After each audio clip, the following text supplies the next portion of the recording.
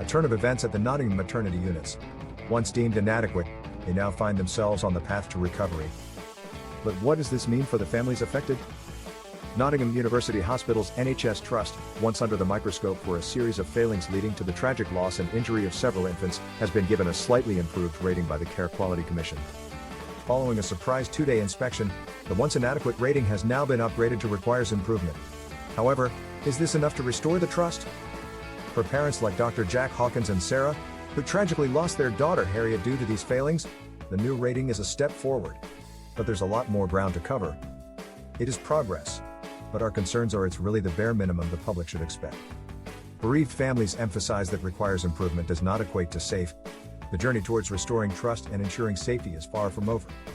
Despite the positive trajectory, the CQC report highlights pressing concerns, from understaffing to inadequate training, from improperly cleaned equipment to unsafe storage of breast milk. At both maternity services, we saw an improvement. However, further inspections will be carried out to ensure continued improvement. With the CQC findings coinciding with ongoing investigations by the police and senior midwife Donna Ockenden, the pressure on Nottingham University hospitals is mounting. Ockenden's findings have already led to a police inquiry. Her prior review of another NHS trust revealed a heart-wrenching loss of over 200 babies and 9 mothers over 2 decades. While the CQC report brings some hope, the community remains cautious. The Nottingham Families Maternity Group remarks, "This improvement is the absolute minimum the public should expect.